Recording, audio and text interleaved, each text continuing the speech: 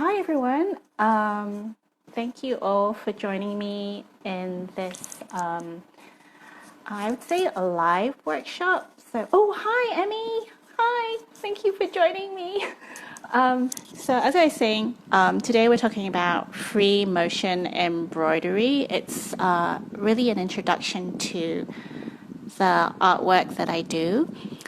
If you've watched the previous video, I talk about how to clean your sewing machine. And this is really important because if you're going to be doing a lot of stitching, then you're going to end up with lint in your sewing machine, and that can cause it to jam. So let me turn the camera around so you can see what's going on my desk. Okay, so today we're going to try and do something like this within the hour that we have, or even less than that actually, because I think IG live cuts us off before then, but hopefully not during the live feed. And hopefully this will stay there. I lost the last one last time, but anyway, we'll try and do something like this. All you need is some fabric, a hoop. If you don't have the hoop, it doesn't matter. You can still do it freestyle on the sewing machine. You also need a pair of scissors, some good quality thread, and you need what is called a darning or free motion embroidery footer. Hi there. So the important thing to note is that for each type of sewing machine, there will be a particular darning footer that will actually fit it. So this might not be the one that corresponds to your sewing machine. So for mine's the Singer, so this is the one that I use. You also need a footer cover. Okay, this one came with my sewing machine. If you don't have one, that's okay too, because you can actually use an old name card and you can tape it over the footer here. Okay, so that actually fits on here. What else do you need? Oh yes, so in order to change this footer onto here, basically you take your screw and hi Tony, hi Yinchua. Okay, take your screwdriver, take off the old footer, which we're doing here, and then pop on the new one. The new one being the, oops, okay, yeah, the new one is the free motion embroidery footer, or the darning footer. So it's really important that this is screwed on really tight, which means that you need to use this, your screwdriver, and tighten it. Because what you'll find is if you're doing the free motion embroidery and because it's going really quickly, this will actually come off if you don't screw it on tight. Okay, so I'm going to put this back in here. And okay, let me turn the camera back. So what is free motion embroidery? So it's basically, for me, it's breaking the rules of conventional sewing, because you're not just going backwards and forwards, but you're actually sketching with the needle. You're sketching with the sewing machine, and you can do something like this. So what a lot of quilters use free motion embroidery. Hi Lisa.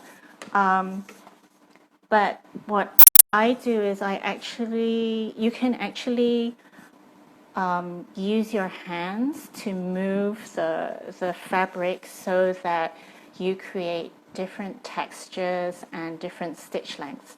So if you're sewing if you're sewing with the machine set for normal stitching, all the stitches are the same width apart. But when you're doing free motion embroidery, you can actually use your hands, okay, coordinate between your hands and the paddle to create different stitch lengths and different densities of stitch. And it's basically up to you how you want to sew it.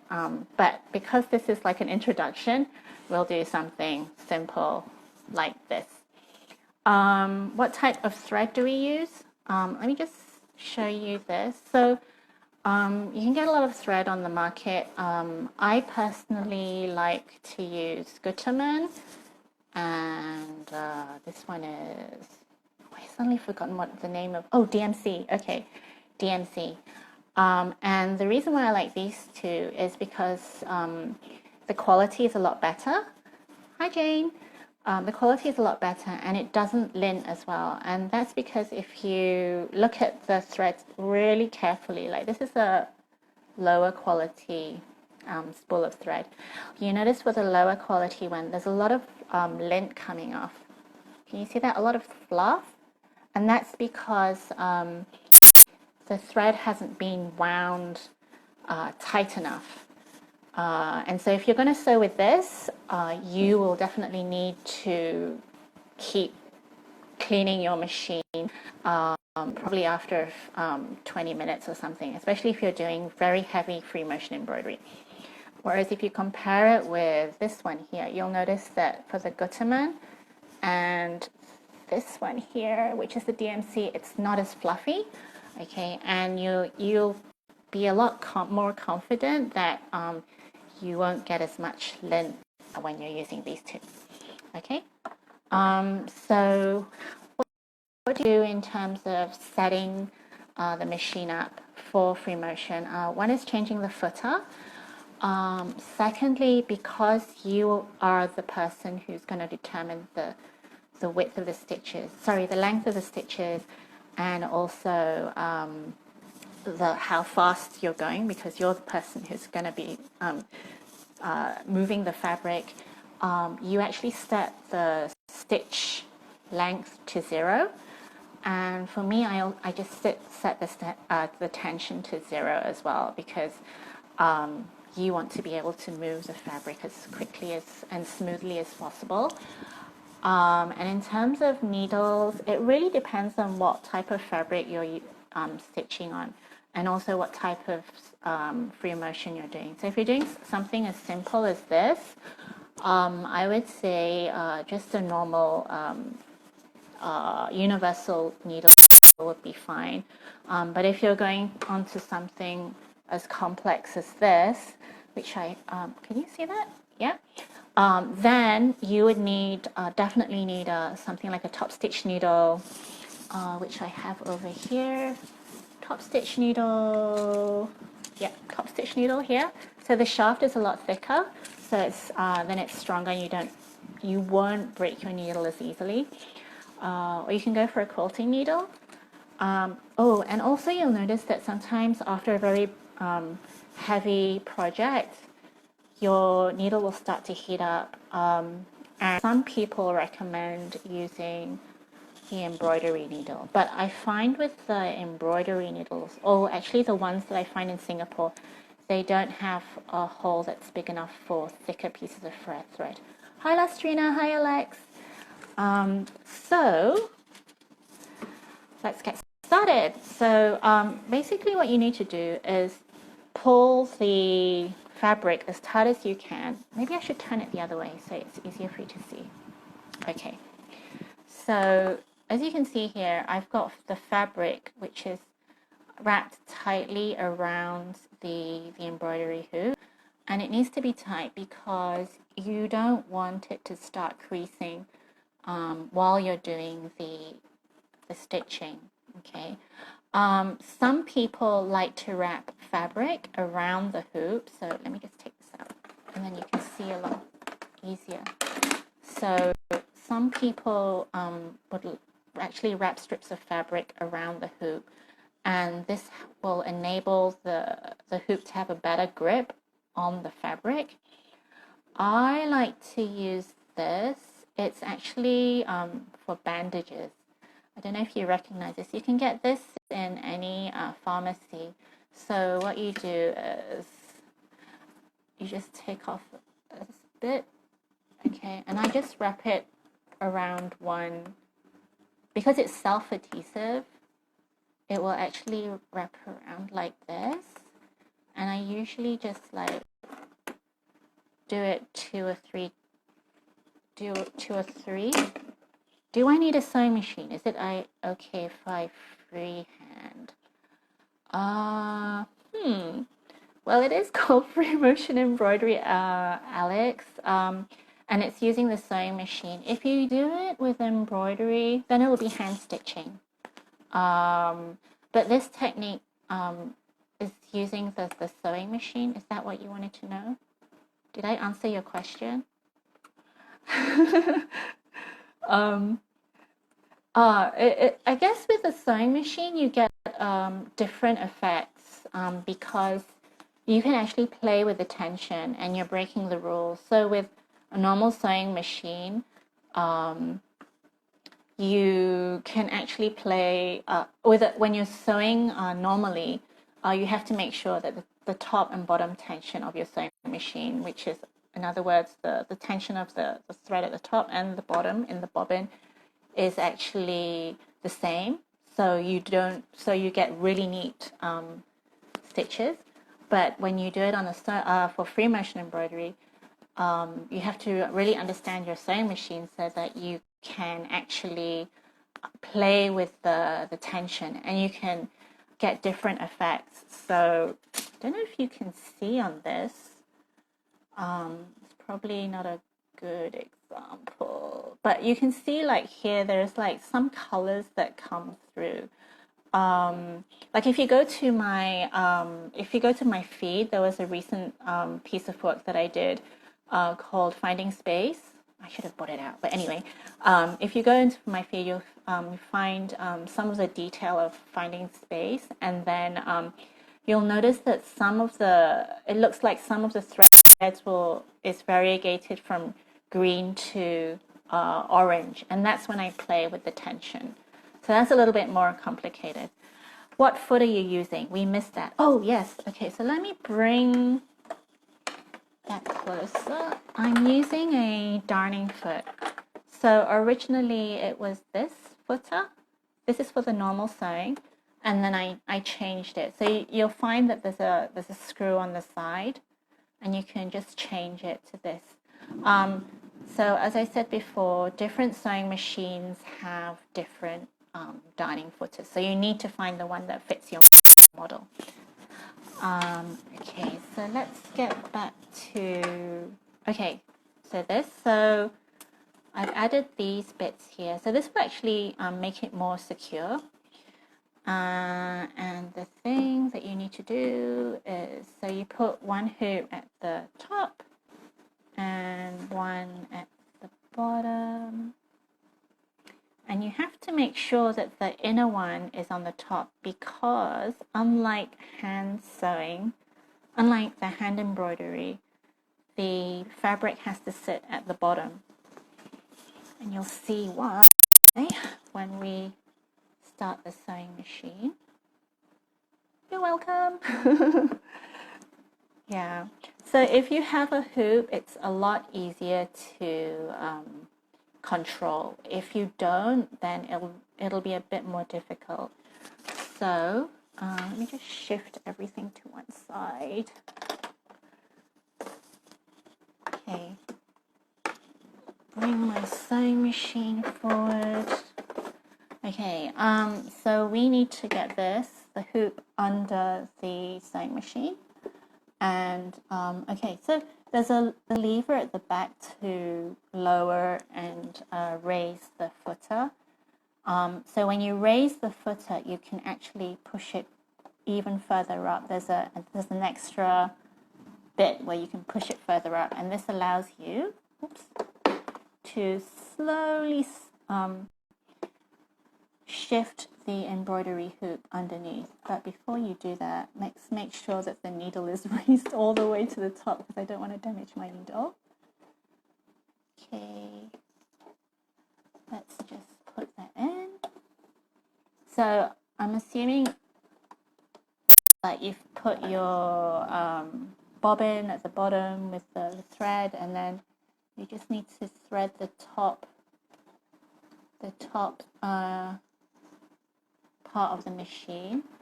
And when you thread the needle, always make sure that the foot is lifted up, and you can see just have to shift this. This bit here is at the top, okay, and the way you get this at the top is to actually spin the wheel at the side, okay. So let me thread this quickly. If you have an automatic threader, that's great. I don't, so it will take me a bit of time to thread it through. Okay, just hold on. Yeah, if anybody has tips on how to thread a needle, that would be great. Okay, that's gone through. Hi everyone. So, okay. So we've threaded the machine. We've set our tension to almost 0. Okay, so how do we do that? So this bit here on 1 or 0. And we've set the stitch length almost to 0. Okay, so the next bit is to bring the bottom thread up. Okay, so the reason why we do that whenever we start a free motion embroidery project is because if it's all bunched up at the back, it's going to get very messy and you might end up with a jam. So you always bring it up. So how you do that is, again, you roll the needle down with the wheel at the side, and then hopefully, oops, no. Okay, sometimes you need to put the thread, the footer down, it's easier. Okay, roll it down, and then it should bring, okay, this is when Murphy's Law happens. Okay, let's do it again. Okay, and it should catch onto the bobbin below and bring the thread. No, it's not happening. Why is that not happening? Okay, let's check the bobbin. Okay, bobbin's in correctly. So yeah, sometimes these things do happen. So you just have to troubleshoot and be patient. Yeah, that's always important when you sew. Just be patient, because if you're not patient, things will just jam. Why isn't this going through? Wait, hang on. Let me see. Have I got everything? Okay. I have not threaded this properly. I just realized. Okay. So let me not thread and speak at the same time. Okay, up there. Yeah, usually with or any type of sewing, actually, if there's always a problem, you see it's not going according to plan, just stop and rethread. That's the easiest way. The easiest thing to do. Change the needle, check the bobbin. Okay, let's do it again. Whee! Okay, it's gone through. Okay, can you see that? So I've actually picked up the bottom thread, and I'm going to use my special scissors. Okay, these scissors are special because it's curved and you can actually cut on fabric as compared to if your scissors are straight. I don't know if I made that was clear, but if you use like normal scissors, it's really hard to get, like this is normal, it's really hard to cut on the fabric. If it's curved, it's a lot easier. See? Okay, yay, we can start. Okay, so we need to tie a tiny knot. So the way to do it is, okay, remember to have the footer down. If you don't have the footer down, you are going to have a massive jam at the back, and you're going to have to clean that up, which is not nice. So footer down, and then ever so slowly just do a quick mini backwards and forwards, and it's really tiny movements. So yeah, like that. And then once you've done that, you can cut the extra thread. Don't throw the extra thread away. You can pop it in your thread jar. Okay. And then you can start stitching. So when I said the stitches, you determine the length and the density of your stitches. I literally mean that. So you can actually move this really quickly and you'll get really long stitches. So if I just demonstrate that. So, oops. Okay, that is not good. Well, it's good for, okay, so my machine has jammed. That's not good. Oh no, it's literally jammed. Okay, I guess I'll turn this into a learning moment. Yeah, as my son would say. Okay, so if it's jammed, stop, and you can, yeah, it's literally, okay. So what I usually do is, this is not good. This did not happen today. Okay, something's obviously,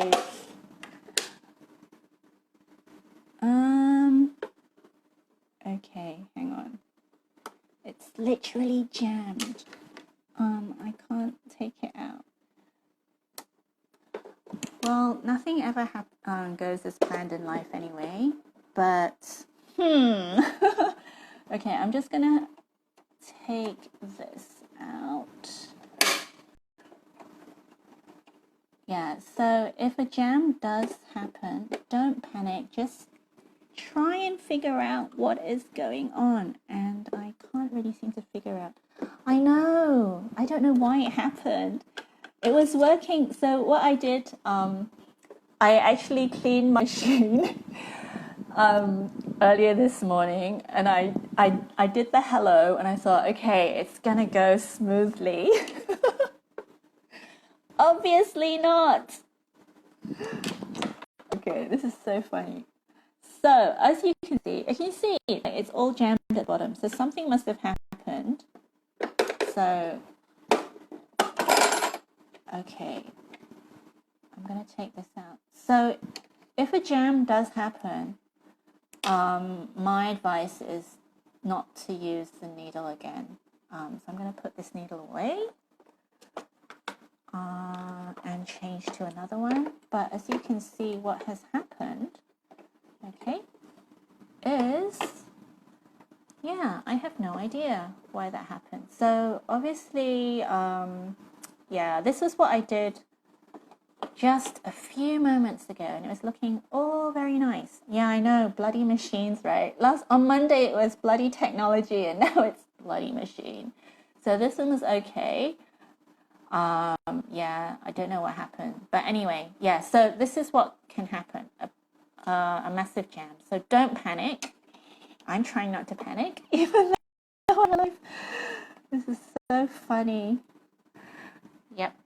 Okay, let's try again. Okay, so I always, just check to make sure everything is okay. So maybe I'll just open it up and, just tell you what I usually do. So when it jams. So I always, change the needle, double check that nothing's inside. Because usually when there's a jam, either the needle is broken and it can actually fall into here. And then even if you do clean it, it ends up coming again, and then you get more frustrated, and then, oh, it looks okay. I don't know what happened. Maybe I'll just give it another. Hi, Adele. I'll just give it another brush. Yeah. I mean, I usually, like in a deep,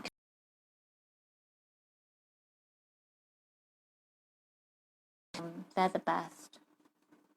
Okay, so I'm just going to try and do this again. I mean, if all else fails, I can always do this video again.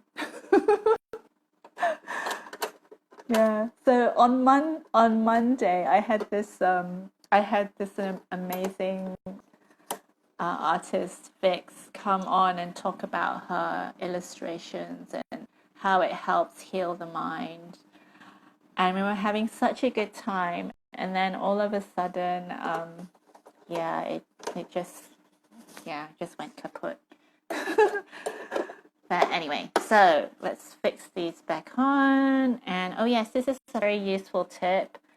When I'm actually taking the machine apart, it's good to use masking tape and put the screws on them so you don't lose them. Yeah, because I would hate it if I lost them. Yeah, we do need to sweet talk. What are your words of wisdom, Adele? What do you say to them? Oh. Okay, let's screw them back on tight. It's gonna rain soon. Is it raining where you are? It's very dark. Okay. Oh, hi, Debbie. Okay, let's do this again. Oh, okay, I need a needle. Oops. Okay. Hang on. What was I gonna do? Okay, pop this back on. And I need a needle. I'll just go with the top stitch needle. Oh, excuse me. Nice for staying in. Oh, heavy rain. Yeah, I know. Well, I mean, we're staying indoors, so I guess it doesn't matter, but it's good it's raining, I suppose. It was very hot this morning. Okay, let me just try and push the needle back in. Screw it tight. Okay. No, not raining here. Emmy, you're in Laos, right? At the moment. Okay, so let's do this again. Thread needle.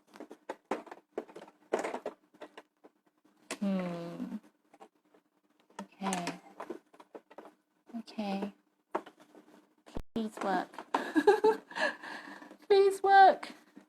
Yes. Okay, so let's pop this on again. And I'll remove this. So as I was saying, your hands do all the work. Well, and your foot as well. For the pedal, I don't go all the way because I want to be able to have better control of my stitching. So I go slow at the bottom, but sometimes I go fast at the top. Again, depending on what sort of stitches you want to do. Okay, here we go. So, told you a little knot. So I've done that little knot, ever so tiny. Put that in my thread jar. Hi, Catherine. Okay. So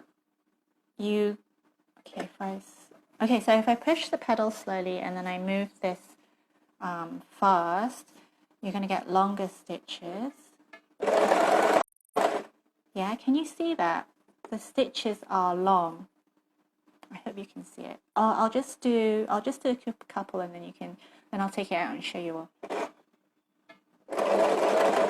Yeah, and then if you look at the hello, this was done where my hands were moving slowly and my foot, the foot on the pedal was set slow. So I can do that like this. Yeah. Okay, let me take this out, and then you can see.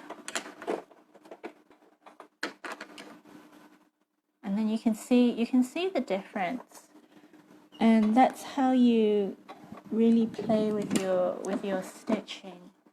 Okay, let me just show you this. Okay, so this, you can see the stitches are a lot longer than this because for this one I basically moved my hands quicker than this one. Okay, and so usually when you start off with free motion, a lot of people do flowers or they just do writing, and so you get better control, and then you start to be more familiar with your machine as well. So any ideas of what you want me to stitch. Or what word do you want me to stitch? Okay, let me just put that back in.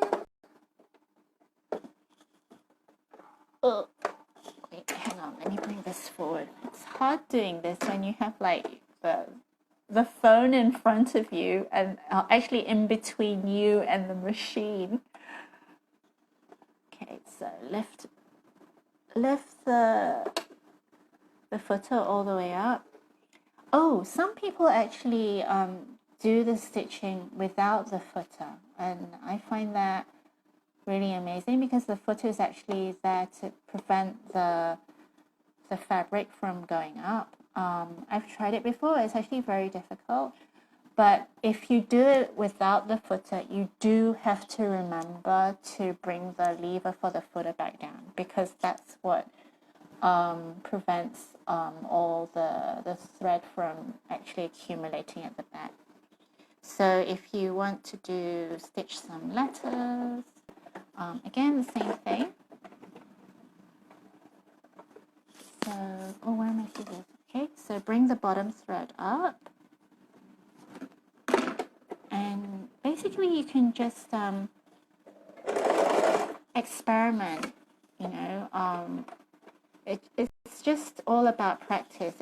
I guess it's the same with anything, like when you're sewing normal stitches, like if you take on a new skill, it's all about practice. So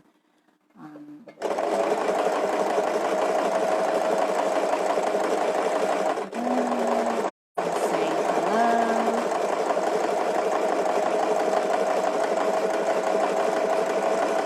So it's nice and steady.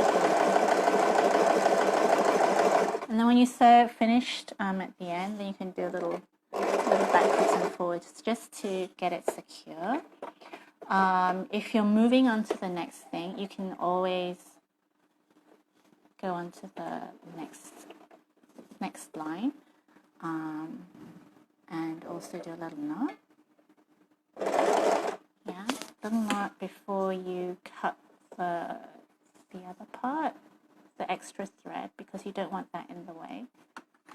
I don't know, what am I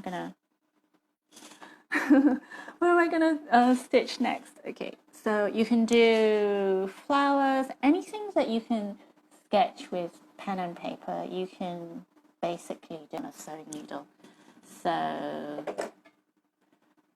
like leaves,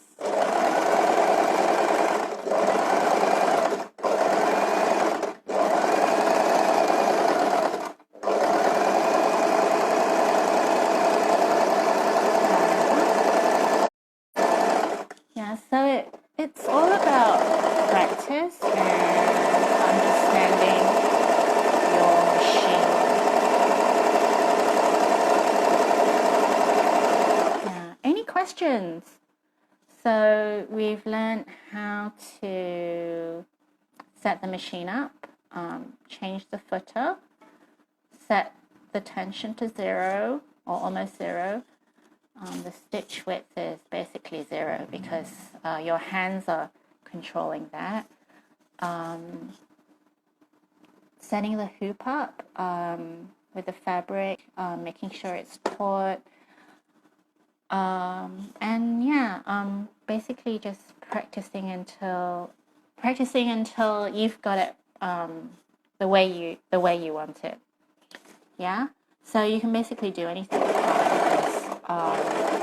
You can, yeah, if you have a cotton shirt that you think needs a bit of sprucing up, this is something that you can do. Obviously practice on some scrap fabric first, draw out your design, and then once you've got something that you like, you can actually sew onto it. It can even be like on bags, or even like if you want to repair something, this is a good way of doing it. The only thing I would say to take note of if you're a beginner is to embroider only on cotton woven fabric. not on jersey, because jersey, I mean, even like for me, I find it very difficult to manage. Yeah, stitch length 0. Oh, because you're sewing in straight stitches, so stitch length is 0. That's the setting that I have at the moment. So if I just, yeah, this is almost 0. That's my stitch length, and this is my tension. So tension is always almost at 0 as well. So yeah, that's it. I'll just hang around for a bit if any of you have any more questions. I'm here. If not, you can message me. But there are a lot of things that you can do with free motion embroidery. So I was sharing with you this piece of work. You can do stuff like this. Really, the sky's the limit. If you are using, you can use a zigzag stitch as well. My machine does not have stitch width, which I find unfortunate. But if you look at like Peranakan, oh, what is that? Oh, Vietnamese, and I think it's Peranakan free motion embroidery. They do a lot of stitches with the zigzag stitch, and they vary the width as they sew, and I think that's amazing. I don't know how they do it because I can't do it with this machine. I tried, and this is what I got. You can do, what else can you do? Let me see. I'll just show you my other pieces of work. Yeah, you can do something like this. Also, let me see. Oops. Just trying to see what's. Oh, yeah. You could do something like this. So I did free motion embroidery here. Here you can do it with patches, and I sewed the eye with free motion embroidery. And then this one as well, the different textures, if you can. Yeah, so you can see here the stitches here are a lot longer than, say, for example, here. So you get a different, you can actually build it up. So if you build it up, then you're going to need to change your needle because you then have, it will potentially snap. So you need to change it to something like top stitch. So you can actually keep adding on different colors, and then you get a different depth to it. Oh, hi, Alison and China. Hi, Anna. Yeah, so that's it really. For those of you just joined, I've just wrapped up a basic free motion embroidery session. So if you want to watch it again, it'll be on this feed for 24 hours, and then I'll upload it onto IGTV. But thanks for joining, everyone. Any questions, just message me directly. What material is this? This one? Is it this one you're talking about, Achana? Oh, this one is just, it was just normal fabric, cotton fabric, and I actually built onto it with lots of stitches. So I had a design that I sketched, and then I just machined it and added on layers until I got the desired effect that I wanted to achieve. Yeah. Okay. Oh, thank you so much. Okay. So that's it. And I'll see you all tomorrow because I have Tony from a nerd gallery coming on at 3, and he's going to be sharing about batik, the art of batik, and also he's going to, I think he's also going to share with us how to do a wrap as well. Use the batik to wrap around him. Yeah, the techniques. Okay, I'll see ya. Bye, Alex. Bye. Bye, everyone. Bye, Emmy. Bye, Archana. Bye.